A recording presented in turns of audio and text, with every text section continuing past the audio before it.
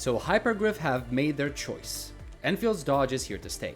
I was right not to put too much faith in them, or maybe I should say that I was right to put as much faith in Hypergryph as they deserved because I expected this outcome. So why don't I feel good about it? Here's why this one decision could change the future of the game and not necessarily for the better. Recently, we've had a new 16-minute video going over Arknights Enfield gameplay showcasing a bit of exploration, combat, and base building. Normally, that would be well received, but this time around, it's the spark for disappointment for the OG Arknights player base due to the fact that Hypergryph seems to have made the decision to keep the dodge in the game going forward with no hint of them going back on it. Obviously, this is a pretty heavy blow to some players that wanted a more Xenoblade style of combat where being strategic and proactive would have been rewarded much more over just being instinctually reactive. One CC that I enjoy and even made a response video to, Toboruo, has taken the news pretty well even if his disappointment is visibly apparent. For better or for worse, Arknights players have quite a deal of trust in Hypergryph and they truly wanted Enfield to become a unique game that will end up carving out a path that is different from what the current Big Four represent. While I think this is still possible and that Hypergryph won't go down the same path as Hoyo and Kuro, I honestly don't expect they will.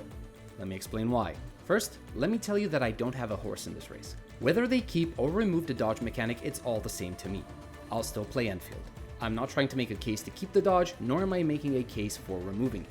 That, and I also never once had the chance to influence this decision because I never submitted any feedback due to the fact that I never had access to any of the betas or official communication channels. Next, let's look at the dodge mechanic and how it affects gameplay. As the game is right now, we're going to be having much more action-oriented and reactionary gameplay as a result, which is not bad in and of itself. However, this will end up affecting more than just how you react to receiving damage. Both OG Arknights and Enfield split their characters in classes like Defender, Vanguard, Supporter, Caster, and others.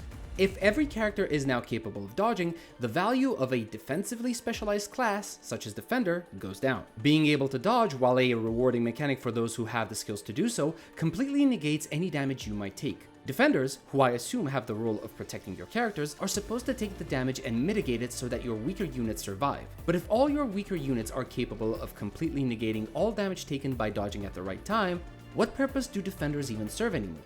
Sure, you'll still be able to use them and they might end up being able to provide some defensive buffs like damage reduction or shield, but those will only act as extra safety nets in case you make a mistake and don't pull off the dodge properly. And a safety net isn't as valuable to a player as a necessity. If the dodge would have been removed, the necessity for defenders and medics would have been much higher because your only option would have been to tank the hits and heal the lost HP.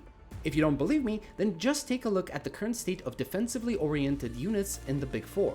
What ends up mattering the most is managing your dodges and your iframes during certain skills or ultimates while dealing large amounts of damage and potentially out-healing any damage you receive. In Genshin, you'd only use Zhongli to apply his God Mode shield and then swap off him. In Wuthering Waves, the two units that are the closest to being tank units, Tao Qi and Yuan Wu, sit at the bottom of the tier list and there have been no new defense scaling units like them since the start of the game. Even ZZZ isn't faring any better with only 4 defense agents out of which Caesar is the best and her role is very similar to that of Zhongli from Genshin Impact. And of course, you can argue that these characters can still be properly built and played and still clear endgame content, and you would be correct. But in an environment where your progress is limited by scarce resources and every character requires many different materials and gear pieces to build properly, investing in these low-performing units will give you very diminishing returns. It's just not a wise investment of your time and resources unless these are the only units at your disposal. Keeping the dodge also means that we're most likely not going to be getting defensive abilities that are specific to each class. I always thought that the best way to handle the problem of removing the dodge from Enfield would be through class-specific defensive abilities, allowing defenders to actually live up to their name by raising up their shield and blocking enemy hits to protect their squad, or allowing guards to parry, or even allowing specialists to manipulate enemy or ally positioning to avoid damage. This would have allowed players to engage very differently with Enfield's combat and would have added an extra layer of complexity to team building, as you'd have to take into consideration your team's defensive capabilities depending on the boss's attack patterns. But now it seems like it is very likely these sort of class-specific defensive abilities will not exist at all, and if that's actually the case, defender class units might just end up holding as little value as their counterparts in the Big Four, which is a shame to see. However, I believe that the dodge mechanic will affect more than just how the combat plays out. This is merely an assumption on my part, but given the fact that I fully expected the dodge to not be removed from the game, receiving confirmation through this presentation further validates my gut feeling that Hypergryph is trend chasing. No, this is not me saying that Hypergryph needs to make Enfield like Genshin, WoWa, or Z3 to be successful. This is me assuming that Hypergryph believe this is the case, and that by making Enfield play similarly to the Big Four, they can mimic the success of Hoyoverse and Kuro Games by removing itself from the image of a niche game developer and amass a larger audience than what they did with the OG Arknights by making Enfield have a much wider appeal. I received a lot of comments on my previous video from Arknights players telling me that Hypergryph wouldn't do that, because they're different from the rest and have passion for their game and love for their players. They wouldn't just screw over their already existing player base like that. And while this could still indeed be true, since nothing is set in stone until the launch of the game, it does look like the nail is already in the coffin and it just needs a few more swings of the hammer until it's fully nailed in. Believe me, I'm not necessarily happy that the dodge is being kept. I'm more happy that I was right to trust in my gut feeling more than anything else, but it's more of a I wish I wasn't right all the time type situation. And since my assumption got validated, this just leads me to believe that they will also implement other elements from the Big Four that I am already tired of seeing and don't want to have in any other new game. The easiest example that comes to mind is the dreaded time attack endgame mode. Every single Hoyo and Kuro title has this time-gated mode where the main point is not to test your knowledge and skill, but to test if you can deal enough damage within the time limit. Now, just because the dodge is going to stay doesn't 100% guarantee that this will be the case. It does, however, make it more likely to happen. Dodging is easy, fast, and barely costs anything, which in turn means that defenders and medics won't necessarily need to appear in endgame modes, which in turn means a new layer of difficulty must be added to maintain the challenge of the endgame. There are two viable options that can achieve this.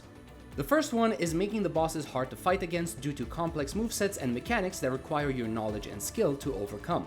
Failing to dodge properly will end up putting you at risk of wiping your entire team as a result. The second option would be to just inflate the boss HP values and add a timer telling you to kill the boss in 3 or 5 minutes. Out of these two options, my dear viewer, which one do you think is the easiest and most cost-efficient option? Which one do you realistically think they'll implement? Because it sure as hell doesn't feel like it's going to be the former, I can tell you that much. Now, if you want my honest, unfiltered opinion regarding what's going to happen, it's not looking good, Chief. It's really not. It really does feel like Hypergryph has given up. There are way too many similarities between Enfield and the Big Four for it to not go down that same route. The biggest difference that I've been able to identify are the base building aspect and having defense as the main stat on every gear piece. I'm still not sure if substats are going to be random or not. Some people say that there are no random substats and that you'll be crafting gear pieces through the base. I really hope this is true. But otherwise, you have the real-time action combat, exploration that is driven by the desire to open chests for premium currency and materials, a game mode that looks very similar to HSR's Simulated Universe or ZZZ's Hollow Zero, and of course, a very similar gacha system. I am fully expecting the same time-gated content and the same time attack endgame mode to come to Enfield as well, which in turn will devalue the existence of some classes like defenders, making it so that they're not worth building because the return on investment is too small. Again, I feel like I cannot state this enough. These are all assumptions on my part based on what I've seen so far. I'm not trying to doom post here, but I also think it wouldn't be a great idea to bury my head in the sand and try to convince myself that the lion in the distance isn't slowly getting closer. If all of my fears do come to pass, I know I will still play the game, but I can't say for how long I'll keep playing it. Chances are, it all depends on how enjoyable the game and story are, because if neither pulls its weight, I will have a hard time justifying spending the time and effort to go through the process of building another gacha account from scratch. But that's going to be it for me. Now it's your time to shine. What do you think about this recent development? Are you okay with the dodge mechanic not being removed? Do you agree with any of the assumptions I've made on how the future of Enfield will play out? Do you think Enfield is just trend chasing, or is there still some hope for something new? Please leave your thoughts in the comment section below, and I hope you've enjoyed the video. If you did, please leave a like and a sub, and I will see you in the next one. Until then, have a good one.